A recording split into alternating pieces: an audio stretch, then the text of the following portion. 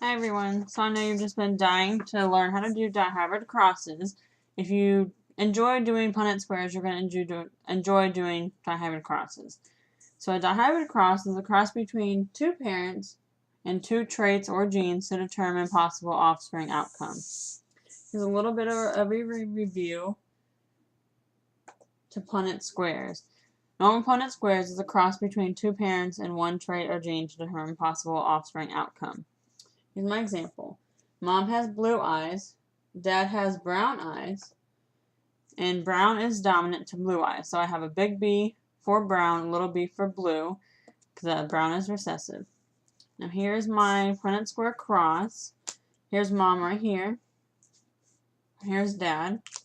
Now Mom has blue eyes, so she has to have two little b's because it's recessive.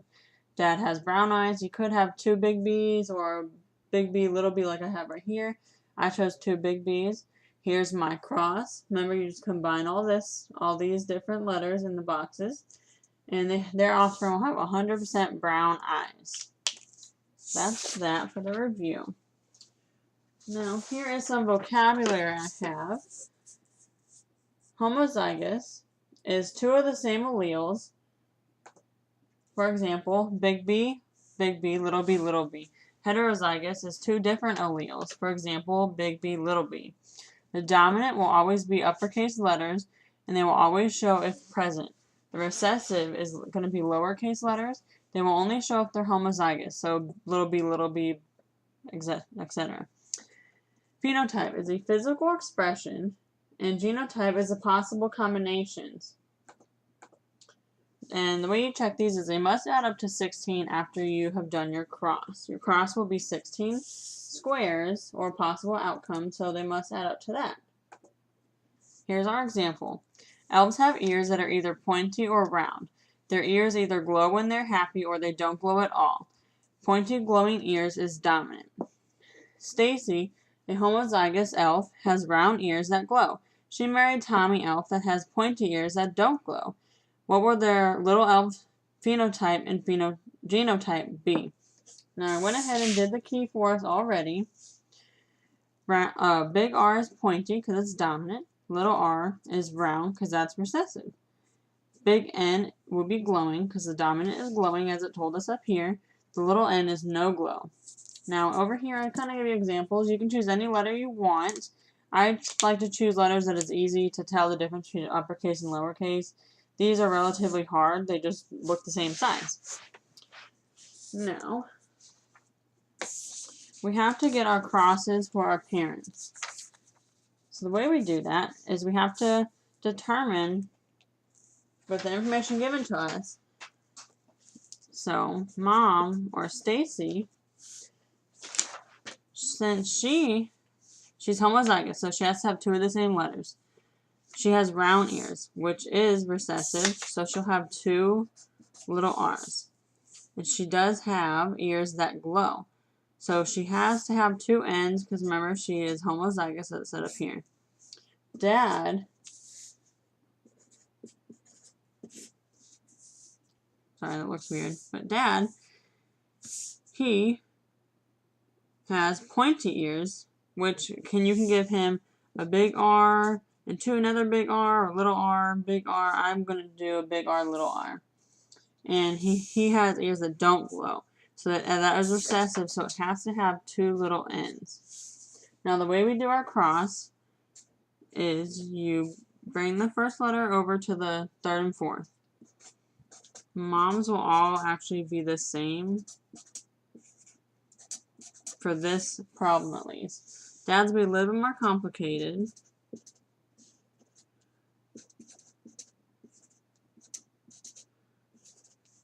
But still relatively easy. So these, sorry, that's off, will be what goes in our Punnett square, or our dihybrid cross. So I already did it for you. I already put them in there for you, just so it's easier to see. Now we just got to go through and combine all of them like we do with the normal Punnett square. And these will actually be the same for this problem. just because mom doesn't really have any variations in her genes, and dad doesn't really have too many either. So all these combinations will actually be the same. I still like to go through and write them all in, just so it's easier to see. Oops.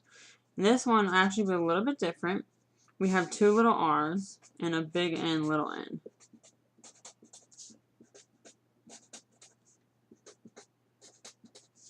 These will all be the same as well. Like I said, there's not much variation in these two parents. They're pretty boring. Besides glowing ears. That's pretty interesting, actually. Okay, so now that we have that done, we gotta determine the phenotype and genotype. The way you can determine the phenotype, I like to write out what combination is going to be what. The phenotype, remember, is what shows in the offspring. So here we have a big R, little r.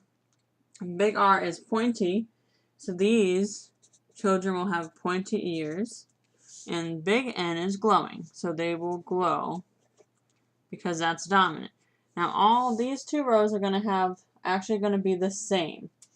You can go through and abbreviate all those, etc., etc., etc.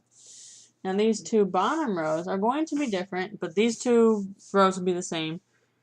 Now you have two little r's, which is round. And since you have two little r's, which is recessive, it will be round.